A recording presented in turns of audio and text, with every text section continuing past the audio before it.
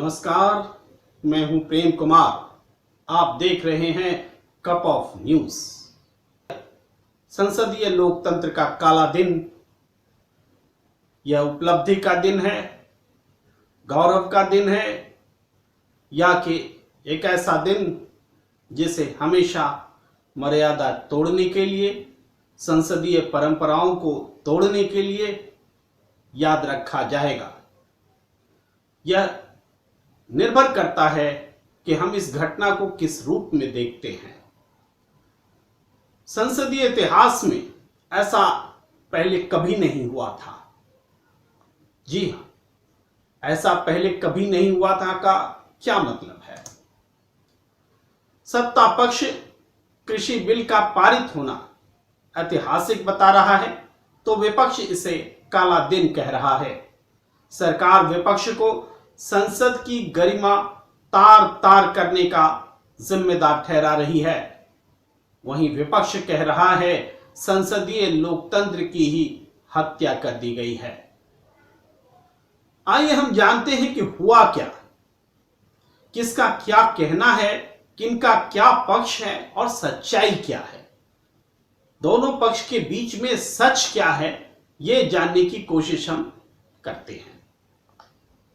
कृषि बिल संसद में पास हो गया। लोकसभा में 3 बिल पास हुए थे, उनमें से 2 कृषि बिल संसद में रविवार के दिन पास हो गया। और सवाल अब भी है कि क्या वाकई संसद में इसे पास हो गया ऐसा मान लिया जाए? आप प्रश्न कर सकते हैं कि जब संसद में पास हो गया तो फिर मान लिया जाए, और सवाल क्या है? देखिए, संसदीय लोकतंत्र की परंपरा कहती है कि संसद में जब कोई बिल लाया जाता है, उस पर चर्चा हो ना हो या जिस रूप में भी, जब फाइनली वो स्वीकार करने के लिए सदन की मंजूरी ली जाती है, तो उस समय सदन के सदस्यों से पूछा जाता है, या फिर संसद के सदस्य अपनी तरफ से भी बात रखते हैं।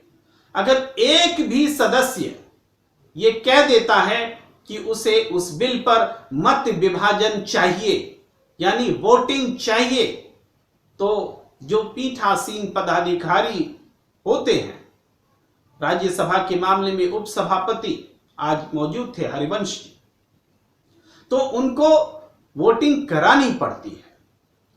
राज्यसभा में 12-13 विपक्ष के दल मांग कर रहे थे कि वोटिंग कराइए, लेकिन वोटिंग कराने के बजाय इसको ध्वनि मत से पारित करार दिया गया। ध्वनि मत आप समझते हैं कि आपसे पूछ लिया जाता है कि इस बिल के पक्ष में कौन है, वो यस बोलिए, और वो जो नहीं है वो नो बोलिए, और वो लोग आवाज उठाते हैं और पीठासीन अधिकारी अपना मत दे देते हैं कि किस यस के पक्ष में ज्यादा है या नो के पक्ष में ज्यादा है। इस तरीके से बिल पास या खारिज कर दिया जाता है। तो हंगामे के बीच इसको पारित करार दिया गया। लेकिन प्रश्न यहीं पर है, जब संसदीय परंपरा का मूल तत्व कि एक भी व्यक्ति अगर बिल को पारित करने से पहले मत विभाजन की मांग करता है, वोटिंग की मांग करता है, तो इससे पीठासीन पदाधिकारी इनकार नहीं कर सकते। इस बुनियादी बात की अवहेलना हुई है, और इसी वजह से यह कहा जा रहा है कि संसदीय लोकतंत्र की हत्या हुई। ये जो हत्या की बात विपक्ष कह रहा है, और जो मैंने आपको विस्तार से समझाया कि क्यों ये संसदीय लोकतंत्र की हत्या है, वो मेरी भी राय वही है कि ये संसदीय लोकतंत्र की हत्या है। यानी जो विपक्ष बोल रहा है उसके साथ मैं भी बोल रहा हूं। अब सत्ता पक्ष क्या कह रहा है? सत्ता पक्ष कह रहा है कि संसद के भीतर विपक्ष का व्यवहार अमर्यादित था, उसने रूल बुक को फाड़ा, उसने पीठासीन पदाधिकारी यानी उपसभापति के सामने लगे माइक को तोड़ा या तोड़ने की कोशिश की, ये आरोप सामने है। इस हिसाब से उन सत्ता पक्ष का कहना है कि विपक्ष तैयार नहीं था अपनी सीट पर वापस बैठने के लिए, इस वजह से इसको इस तरीके से पारित कराना पड़ा। यह कोई लॉजिक नहीं है। अगर विपक्ष तैयार नहीं था सदन में अपनी बेंच पर जाने के लिए, आपके पास कई ये तरीके हैं। आप विपक्ष को मार्शल से बाहर फेंकवा सकते हैं, आप कुछ और तरीके आजमा सकते हैं, बाद में अगले दिन कर सकते हैं, पहले कर सकते, यानी कोई भी तरीका आप निकाल सकते हैं। लेकिन ये कौन सी, और मान लीजिए उस दिन पारित नहीं हो पा रहा है, आप अगला दिन नियत कर सकते हैं। लेकिन यह कौन सी मजबूरी है कि संसदीय मर्यादा को, संसदीय परंपरा को, संसदीय लोकतंत्र के मूल तत्व को, वोटिंग, उसको ही आप खारिज कर दें, ध्वनि मत से पारित करवाएं, जबरदस्ती पारित करवाएं, तब जबकि आपके पास बहुमत नहीं है लोक राज्यसभा में। जब बहुमत नहीं है तो इसके गिरने के पूरे आसार थे, चूंकि विपक्ष पूरी जोर शोर से इसका विरोध कर रहा था। हो सकता है कि आपका फ्लोर मैनेजमेंट बढ़िया हो और सरकार इसको पारित भी करा लेती, मैं उससे भी इनकार नहीं करता, लेकिन यह अवसर आने नहीं दिया गया। इससे पहले इस संभावना को ही खत्म कर दिया गया कि कोई वोटिंग होगी। यह एक बात। फिर अब सवाल यह है कि हम किस पर बात करें। हम उस कृषि बिल पर बात करें, उसके गुण अवगुण पर बात करें, वो किसान हित में है या नहीं है उस पर बात करें, या कि सारी चर्चा इस बात पर हो कि किसने सदन के भीतर कैसा व्यवहार किया। विपक्ष के लोग ये भी कह रहे हैं, और देश ने देखा है कि राज्यसभा की कार्यवाही चलते समय उसको राज्यसभा टीवी के माध्यम से जो फीड, जो दृश्य दिखाए जा रहे थे टेलीविजन चैनल पर, उसको रोका गया, उसको सेंसर किया गया। और सेंसर क्यों किया गया? तो विपक्ष का कहना है कि अंदर वो लोग जो विरोध कर रहे थे, उस विरोध को देश के सामने आने नहीं दिया गया, और आनन फानन में जो चीजें सरकार को करानी थी, मन मुताबिक क्या दिखाना है क्या नहीं दिखाना है, यह तय कर लिया गया। क्या ये तानाशाही नहीं है? क्या संसदीय लोकतंत्र है कि राज्यसभा टेलीविजन जैसा सरकार चाहेगी वैसा दिखाएगा? क्या इसीलिए संसद के भीतर सिर्फ एक कैमरा अलाउ किया जाता है? नहीं, संसद के भीतर जो कैमरा अलाउ होता है वो पूरी मीडिया को देने के लिए होता है, पूरे देश को दिखाने के लिए होता है, सेंसर करने के लिए ये नियम नहीं है। विपक्ष का एक और भी महत्वपूर्ण आरोप है कि आज इतना महत्वपूर्ण दिन था लेकिन मीडिया गायब था, मीडिया सदन में नहीं मौजूद था, कैमरे के साथ या कैमरे के बिना। कैमरे अलाउ नहीं होते हैं अंदर में, कैमरे के बिना भी तो उसकी मौजूदगी हो सकती थी, लेकिन उसको अलाउ नहीं किया गया। यह भी गंभीर बात है। इसके बाद एक बात और कि बेरेक ओब्रायन जो तृणमूल कांग्रेस के नेता हैं, जिन पर आरोप है कि उन्होंने रूल बुक दिखाना चाहा हरिवंश जी के पास, वो ले गए, और फिर सत्ता पक्ष का आरोप है कि उन्होंने रूल बुक फाड़ दिया। हालांकि विजुअल में फटते हुए या फाड़ते हुए देखा नहीं गया है, लेकिन वो रूल बुक दिखाना चाह रहे थे, उनको रोका जा रहा था, ये दिखता है। विजुअल में माइक को छीनने से बचाने की कोशिश करते हुए भी एक झलक दिखाई देती है, लेकिन माइक तोड़ा या टूटा या नहीं टूटा ये विजुअल से पता नहीं चलता है। लेकिन ये हम कौन सी बहस कर रहे हैं? ये हम कौन सी बहस कर रहे हैं कि माइक किसने तोड़ा, टूटा कि नहीं टूटा, कि रूल बुक फटा कि नहीं फटा? मूल बात यह है, ये विवाद इसलिए शुरू हुआ, राज्यसभा की टाइमिंग जो थी 1 बजे तक थी, और ये संसद, लोकसभा या राज्यसभा दोनों की एक निश्चित समय कोरोना काल में तय कर दी गई थी। अब इस 1 बजे को टाइम बढ़ाने का निर्णय एक तरफा ले लिया गया, विपक्ष से बात तक नहीं की गई। तो जब आप एक तरफा समय भी बढ़ा देते हैं, किसी की सुनते भी नहीं है, और उसके बाद विपक्ष को पर ही आरोप लगाते हैं कि आप चूंकि बेंच पर बैठ नहीं रहे थे, हल्ला हंगामा कर रहे थे, इस वजह से हमने वोटिंग नहीं कराई और ध्वनिमत से पारित करा दिया। यानी सारा दोष जो है विपक्ष का था।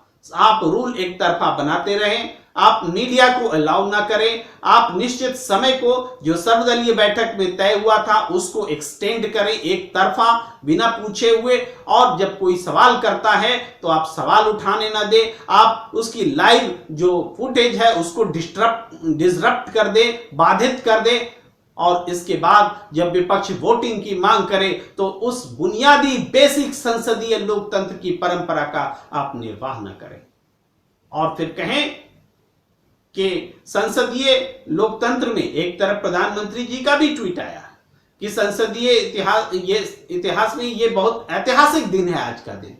उनका कहना है कि ये जो कृषि बिल है उसको लेकर के उन्होंने ऐतिहासिक दिन बताया है, उसके पारित होने को ऐतिहासिक दिन बताया।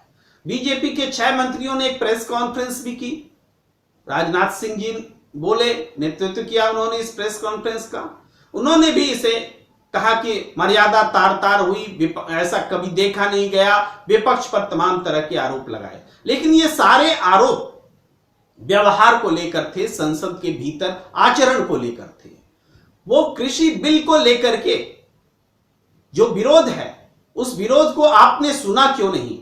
सेलेक्ट कमेटी में भेजने की मांग विपक्ष कर रहा था तो उसको किस आधार पर खारिज किया गया? वोटिंग क्यों नहीं होने दी गई? राज्यसभा में क्यों जो उसकी लाइव फीडिंग थी उसको रोका गया? राजनाथ सिंह ये नहीं बोले कि क्यों ये स्थिति पैदा हुई। क्या इस स्थिति को सरकार टाल नहीं सकती थी? क्या बैठकर बात नहीं कर सकती थी? क्या रास्ता नहीं निकाला जा सकता था? आखिर सरकार ने ऐसे क्या प्रयास किए जिससे विपक्ष को कॉन्फिडेंस में लिया जाए और इस टकराव की स्थिति को टाला जाए? इस बारे में किसी ने कोई नहीं कहा, कुछ नहीं कहा बीजेपी के तमाम नेताओं ने। हम एक बार फिर आपका ध्यान इस ओर दिलाना चाहते हैं कि किसान के बारे में जो बात कही जा रही है कि किसानों को आजादी मिल जाएगी। मैं ये बात कहना चाहता हूं कि जब एमएसपी न्यूनतम समर्थन मूल्य जब नहीं लागू था, इसे किसने लागू किया? लाल बहादुर शास्त्री इस न्यूनतम समर्थन मूल्य को लेकर आए और इस एहसास के साथ आए कि उस वक्त जो किसान जो कि आज के हिसाब से वो आजाद थे, अपनी उपज को कहीं भी बेच सकते थे, और फिर भी वो इस स्थिति में थे कि उनको औने पौने दाम पर अपनी फसल बेचनी पड़ती थी और उनकी लागत भी नहीं निकलती थी। तो एक कमेटी बनी, कमेटी ने रिपोर्ट दी, उसके हिसाब से ये तय हुआ कि हर साल कम से कम फसल का एक निश्चित मूल्य तय कर दिया जाए, उससे कम में उसकी खरीद नहीं हो, ताकि किसान खेती से जुड़ा रहे और लागत कम से कम उसको मिल जाए, नहीं तो किसान खेती करना छोड़ देगा। तो तब से एमएसपी शुरू हुई। तो अब सवाल यह है कि एक ऐसी व्यवस्था जो कि हमने अनुभव से सीखी और शुरू की, आज एमएसपी के रहते हुए सरकार ये कह रही है कि एमएसपी खत्म नहीं होगी। जो लोग कह रहे हैं कि एमएसपी खत्म होगी वो भरमा रहे हैं, ये सरकार का कहना है। लेकिन प्रश्न ये है कि एमएसपी खत्म नहीं होगी तो वो पुरानी व्यवस्था आप जिंदा कर रहे हैं, तो क्यों कर रहे हैं? अब इस बात में पक्ष विपक्ष हो सकता है, आपका भी मत अलग हो सकता है, हमारा भी मत अलग हो सकता है, लेकिन मैं ये कहता हूं अगर सरकार सिर्फ एक क्लॉज जोड़ देती इसमें कि कोई भी किसानों से जो फसल खरीदेगा उसको एमएसपी से नीचे नहीं खरीदना होगा। अगर कोई भी केस, कोई भी उदाहरण एमएसपी से कम कीमत पर खरीदता हुआ या बेचता हुआ पाया जाएगा तो उसमें खरीदने वाले को दंडित किया जाएगा। अगर यही प्रावधान लगा देती तो कम से कम एमएसपी की सुरक्षा हो जाती, फिर तो खतरा और ये सारे सवाल खत्म हो जाते कि एमएसपी को खत्म किया जा रहा है। आज भी एमएसपी लागू है, लेकिन होता क्या है, किसान अपनी उपज को मंडियों तक पहुंचाने की स्थिति में नहीं होते। अलग अलग स्तर के किसान होते हैं, कोई बहुत गरीब होता है, छोटा होता है किसान जिसके पास उतना समय, अधिक समय तक फसल वो रख नहीं सकता, तुरंत उसको नकद चाहिए, तुरंत उसको बेचना होता है, बाजार तक पहुंचाने के लिए साधन नहीं होते। तो ऐसे किसानों की एक मजबूरी होती है, तो उसका फायदा उठाते हुए बिचौलिए आ जाते हैं। वो बिचौलिए उन किसानों से सामान खरीद लेते हैं, फसल खरीद लेते हैं और उसको फिर कहीं और बेच देते हैं। तो इस तरीके से एमएसपी लागू रहते हुए भी किसानों को एमएसपी से कम मूल्य पर फसल आज भी बेचनी पड़ती है। तो ये बिचौलिए हैं। सरकार कहती है कि हम ये बिचौलिया खत्म करना चाहते हैं, और जो लोग इस कृषि बिल का विरोध कर रहे हैं वो इस बिचौलिए के साथ है, इन दलालों के साथ है, ये सरकार का कहना है। तो सवाल यह है कि हम इस बिचौलिए को खत्म करना चाहते हैं, तो इसके लिए क्या कर रहे हैं, किसानों को और भी खुले बाजार में छोड़ दे रहे हैं, अनियंत्रित, बिना कंट्रोल के। अब बताइए, कोई बड़ी कंपनी, रिलायंस जैसी कंपनी, अडानी जैसी कंपनी अगर किसानों के पास आएगी, उसका प्रोडक्ट अगर लेगी, तो क्या किसान अपनी फसल की कीमत तय कर पाएगा? वो कीमत तो वही तय होगा जो रिलायंस तय करेगा या अडानी तय करेंगे, बड़े बड़े कॉरपोरेट घराने तय करेंगे। ये खतरा है, और इस खतरे से ये बचाव हो सकता है अगर सरकार ये तय कर दे कि एमएसपी से कम कीमत पर हम खरीद होने नहीं देंगे। ये अगर बात कह दी जाती है जोर से, तो फिर सरकार किसानों के समर्थन में खड़ी दिखती है। अगर ये बात सरकार नहीं कह पाती है, तो इसका मतलब है कि वो अडानी और अंबानी के साथ में खड़ी है। ये बेसिक बात अगर समझ ली जाए तो आपको समझ में आ जाएगा कि पूरा मामला क्या है, कौन किसानों के हित में खड़ा है, कौन किसानों के खिलाफ खड़ा है। किसान जो चिंतित है वो किस लिए चिंतित है, और जो किसान चुप है वो इस उम्मीद में चुप है कि शायद ये भरोसे वाली सरकार, शायद ये करोड़ों की समर्थन वाली सरकार ये यही सच बोल रही हो। तो जो किसान चुप है दरअसल वो भ्रम में है, जो किसान बोल रहे हैं वो भ्रम में नहीं है। ये बात कहते हुए मैं कप ऑफ न्यूज में आपसे विदा लेना चाहता हूं। आपको पसंद आए तो लाइक कीजिए, सब्सक्राइब कीजिए, शेयर करिए, लेकिन समस्या को समझते हुए समझाने के लिए, हर विषय पर आपस में चर्चा करने के लिए यह सिलसिला जारी रहे, इसकी हौसला अफजाई आपके समर्थन पर टिकी होगी। मुझे दीजिए इजाजत। नमस्कार।